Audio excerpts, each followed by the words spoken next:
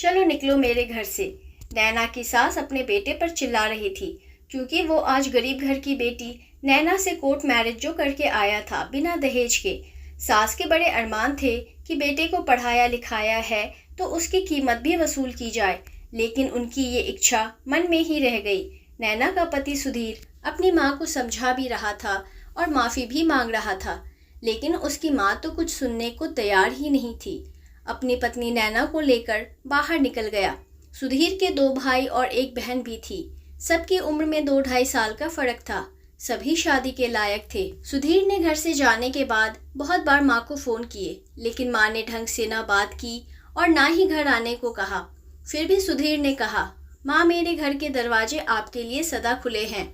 माँ के उपकार मैं कभी नहीं भूलूंगा। जब आपका दिल चाहे आ सकती हो। सुधीर की माँ ने दहेज के लालच में दोनों बेटों की शादियां बहुत अमीर घरों में की और बहुएं इतनी नखरीली और आराम परस्त थीं कि सुधीर की माँ का जीना हराम कर दिया। सुधीर की बहन की शादी की बात जहाँ भी चलती वहाँ भी दहेज की मांग होती। सुधीर की माँ के पास तो पैसे थे नहीं, बहू बेटे कुछ देने को तैयार नहीं थे। बेटी की शादी की उम्र निकली जा रही थी और घर में अपमान भी बहुत होता था। एक दिन सुधीर की माँ बेटे बहुओं के रवैये से परेशान होकर अपनी बेटी के साथ सुधीर के घर पहुंच गई। सुधीर ऑफिस में था, नैना और बच्चे घर पर थे।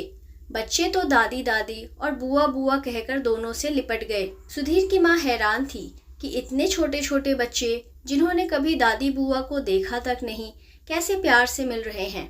नैना ने भी पूरे आदर सत्कार के साथ उन्हें बैठाया और पूरा मान सम्मान दिया और सुधीर को भी फ़ोन करके बुला लिया। सास हैरान थी, घर में दोनों बहुएं बेटों से बात नहीं करने देती थी। सुधीर भी आ गया। ना उसने और ना नैना ने कोई शिकायत की, बस इतना ही कहा, अब आप यहीं रहना, अंधा क्या चाहे 2 आंखें। और सुधीर की माँ वहीं रहने लगी। वो बहू की अच्छाई को समझ चुकी थी।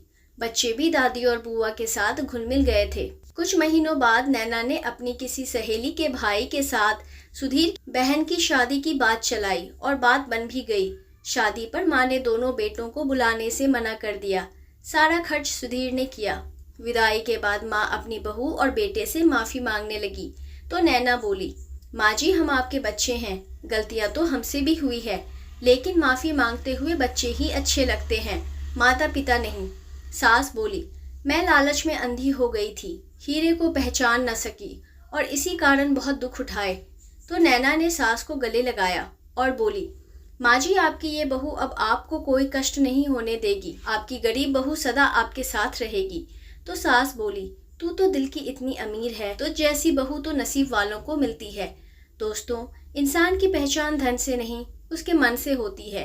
मन अच्छा तो थोड़े में भी बरकत होती है। आपको यह कहानी कैसी लगी हमें कमेंट कर ज़रूर बताएं।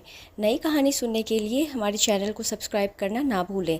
मिलते हैं एक नई कहानी के साथ, तब तक धन्यवाद।